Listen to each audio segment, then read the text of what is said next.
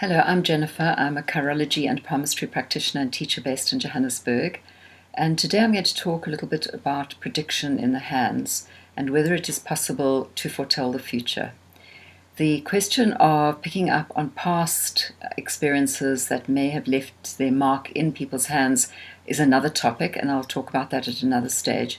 But today it's really about this entrenched belief that so many of the world's population have, and that is that somehow hand readers can foretell the future. Let's begin with having a look at this question of foretelling the future via the hands through the lens of chirology. Now, in chirology, the focus is, as I've mentioned, more on the counseling and coaching, and that's what I want to encourage people to lean more into. Therefore, pretending the future is considered very unreliable, and there's several reasons for this.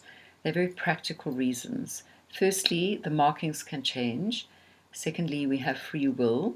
Thirdly, we'd have to arbitrarily assume a length of person's life and then divide the said line that we're looking at into the tiniest little sections, each of those to represent a year of the person's life, and that in itself would be very vague and uncertain.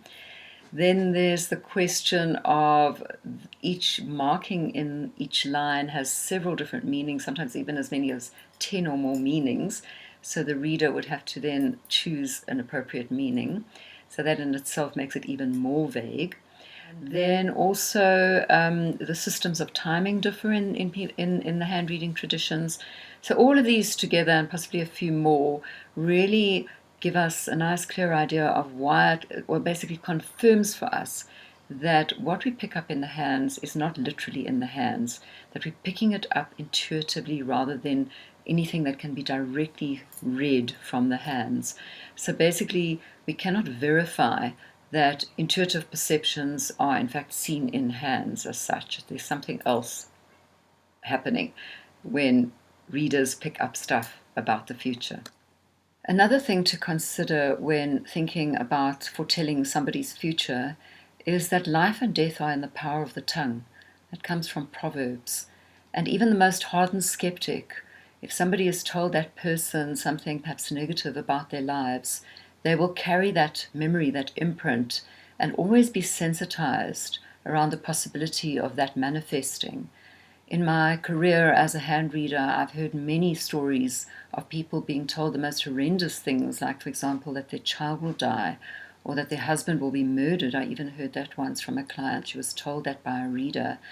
And obviously that is highly unethical and traumatic for the person. So we have this responsibility to use our words. As another famous saying goes, it is that words are the tools of our trade, but they're also the medicine of our profession.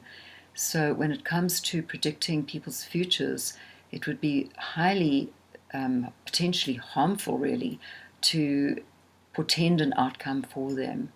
Now we come to the grey area, and that is that chronological reading of hands is a way to read hands, and that some of us are intuitively evolved, and that we do indeed see potential futures for people, or even definitive futures in some instances.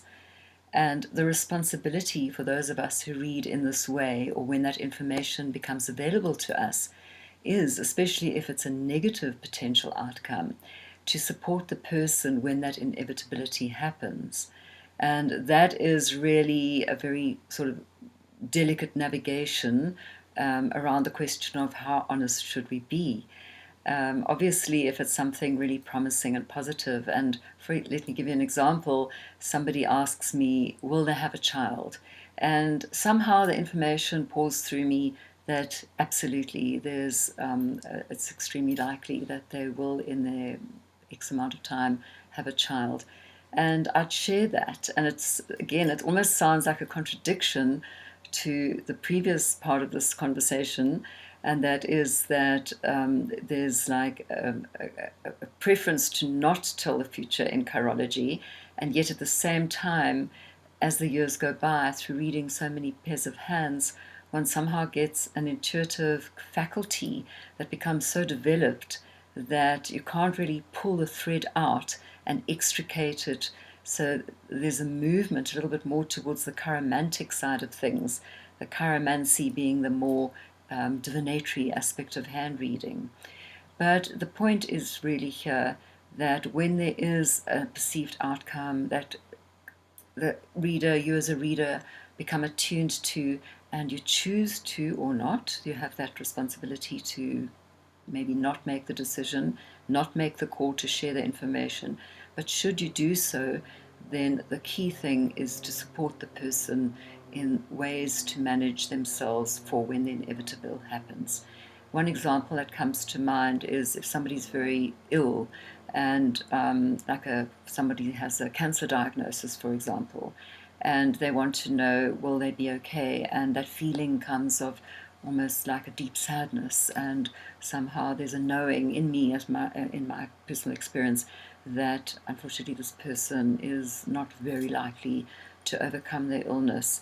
And I wouldn't blurt that out to them exactly, but I would try in the best and most let's say sensitive way to support them and prepare them for what the dying process might be like for them in the future, should that be appropriate to the situation. Well, that covers a little bit about future stuff. As I mentioned earlier, I'll talk again about how to pick up the past in the hands, and I hope to hear from you. Have you yourself had any experiences of being told horrible things, good things about your future? What's your take on telling the future through hands? And I'd be so delighted if you like and subscribe and share with your friends. And I'll see you next week. Bye for now.